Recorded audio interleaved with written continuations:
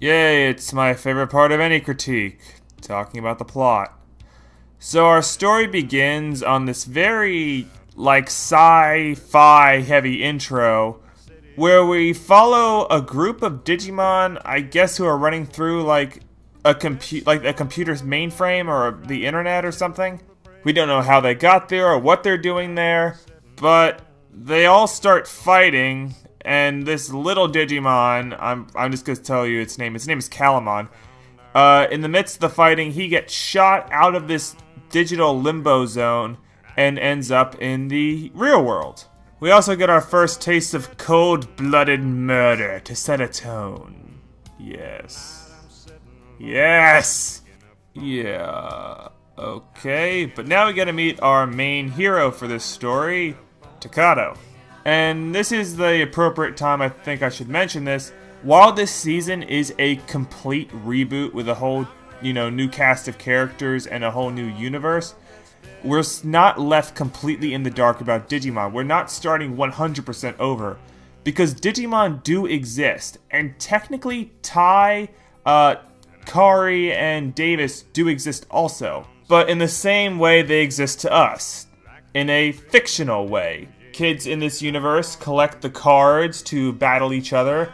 They play the video game, and they also watch the TV show. So yeah, Digimon is not a foreign concept in this universe, especially to our main kid here, Takato, who is a socially awkward Digimon nerd. He plays the card game like every recess, and he draws Digimon in class constantly. I was gonna call him a huge geek, but then I remembered when I was about his age, I would also sit in class and draw Pokemon and Digimon and whatever I saw on TV. So I am relating to Takato strictly on the fact that when we were both 10 years old, we were complete and utter nerds. So anyway, Takato is playing the card game with his two friends, Kenta and Kazu, who you will be completely sick of by the end of this. So they're late for class, and then Takato is just a complete spaz, and he drops all of his cards just all over the ground. But he notices a card he's never seen before, this blue one, and he runs it through his little card scanner thing, which causes it to completely malfunction. But he just kind of shrugs it off as nothing too big. So he gets to school and he's late, so he's got to stand outside the classroom. I remember doing that. So he just sits down and starts drawing his fan-made Digimon partner, who he names Guillemon. But then his teacher finds him and he's got to stay after class again, and this is where we meet our other weird, spazzy, nerdy character, Jerry, who's totally not going to be psychologically destroyed by the end of this story. She just kind of has this one scene to establish that she exists and that she likes ventriloquy and is just overall just very odd, and may have a thing for Takato. They have a very open-ended relationship at this point. But enough of that, we gotta go meet our villain, I guess, who works inside this building and appears to be a member of the government. You see, this building, it's been used in a lot of establishing shots, and now we get to see what's actually inside. It's all these giant computer monitors. We actually got to see that this was the computer that was monitoring Calamon when he was running through the mainframe or whatever it was. They don't do a lot. They just mention that there is a big thing coming through that cyberplane into our world. And they also act pretty ominous and spooky. Anyway, we cut back to Takato, who's going to collect his cards while the whole city's going through a freak storm and electronical malfunction. And when he goes to check on his cards, he finds that his card scanner has turned into a Digivice. He kind of looks at it a little bit and doesn't know what to make of it and says it's empty. Well, that's enough of that scene. Now we cut back to Calamon, who's bemoaning the fact there's nobody to play with. I only mention this because sadly this is the setup and main focus of quite a few episodes, and the driving force of his character. So Takato runs home, says hi to his mom and dad. Hi, Mom and Dad. He puts his Digivice down, and it starts scanning the pages of his little notebook with his fan-made Digimon character. And Takato pretty much pieces together that he is a well, is going to be a Digimon tamer.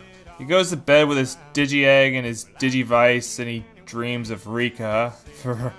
We've all been there, haven't we, buddy? And I'm not sure if this is a dream, or if it's a vision, or if he's actually seeing this, because he doesn't know who Rika is. She's never been seen before, but he's just randomly dreaming about her and watching her fight. I don't know, I felt like this was supposed to set up that Takato may have psychic powers and the ability to see into the future, or just have, like, telepathy or something. But no, this scene is never explained. Takato just randomly dreamed of Rika, even though he's never met her and has no idea who she is. But he wakes up and goes to school and tells his friends about his dream, and they're obnoxious twats. God, why do I feel like this episode both has nothing going on, but is also just really busy? So I'm just going to start skipping around a little bit more. Takato says he's going to go find his Digimon partner using the, like, locator in his Digivice. The whole world is, like, acting all weird. There's, like, a storm or something. And we got a shot of Henry over here. He's setting him up as a future hero. Takato goes climbing through some sewers. We get more ominous shots of this guy. And he finds what he believes to be his Digimon partner, Guilmon. And it's retarded. No, actually, it's just a newborn baby Digimon. And then the episode ends with, like, Guilmon about to eat Takato. In case you can't tell by this first episode, the beginning of the season moves very slowly. It's trying to be very methodical in the way it establishes its new characters and world. It creates a bit of atmosphere with a lot of its establishing shots, some, like, brooding, dark shots of the evil-ish government building. And also, this is the first episode, and unlike any other season so far, we've only been properly introduced to one main hero. Not even his Digimon partner who just shows up at the end. We haven't been properly introduced to Guilmon yet, but we have been properly introduced to Takato. Rika shows up in a dream, and Henry is, like, off in the distance somewhere. Now, if we compare this to how Adventure in 02 started, by this point, we would have been properly introduced to all of our heroes. They would have already entered the digital world. All the heroes would have been given, like, brief overviews through exposition or something. And we would have met either half or all of the Digimon partners. And we would have also had our big opening, like, first fight scene with our heroes. And, I mean, while there is a fight scene, it's not clear if it's a dream or not. But yeah, you can definitely see, like, the directional difference this season's trying to take as opposed to the other ones. And just the tone it's trying to set. And it turns some people off because they want, like, a faster story. Like, I'll admit, it gets kind of annoying when they're trying to establish things like the kids at school, or, like, its main focus is on a character that you don't like. Yeah, that sucks. And there's quite a bit of that.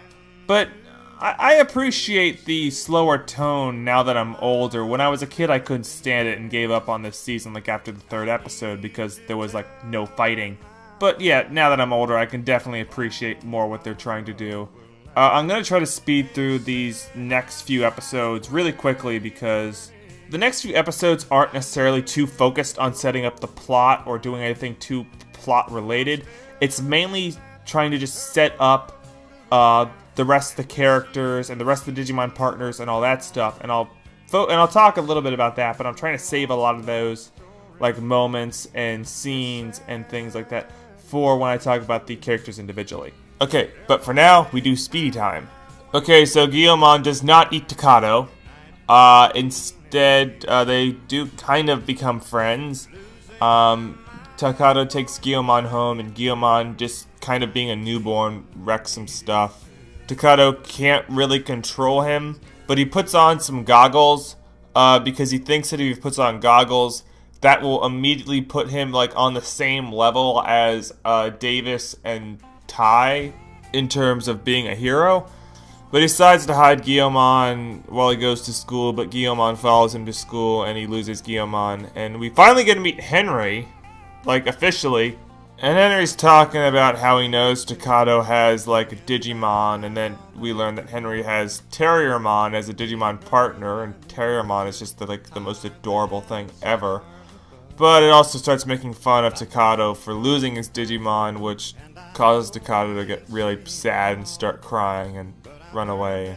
But then he finds Guillaumon, and on the way home they get ambushed by Rika, who has a very powerful Digimon named Renamon, and she is attacking Guillaumon because she views the Digimon coming to Earth as like part of a game and a fight for survival, and she kills Digimon and then has Renamon absorb their energy to become stronger.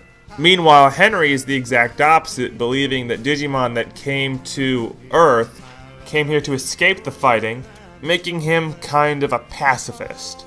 Also, I guess I should mention that to get around the fact that nobody in this season digivolves for the first couple episodes, the show has a kind of workaround.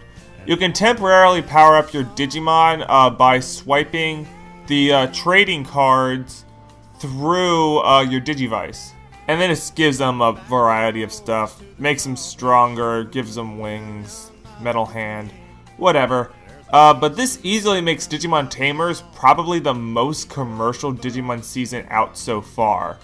And it is explained later, like, why this works exactly. And I can tell you right now, it's not that bad. You know, when you compare it to things such as, like, Beyblades, which was, oh, the spirit of this dragon is trapped inside this top. Or Yu-Gi-Oh, which was, oh, the ancient Egyptian gods are living inside these cards, and we summon them and they do battle. It's not as bad as that sort of product placement. But still, this is the first Digimon season to outright say, buy our cards, or buy our whatever, to make your Digimon stronger.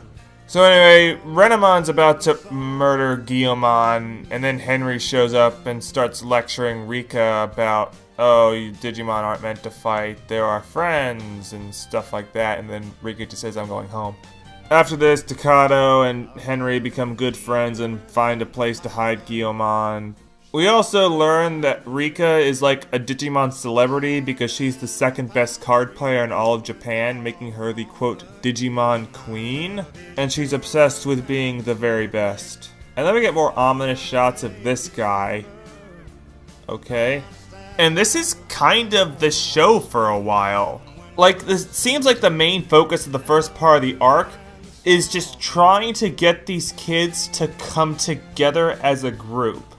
Because in the previous seasons, it was, oh, these kids are prophecy children that need to be together to fight evil, or they're forced into, like, service for the government, or a foreign land that they need to stick together to survive in.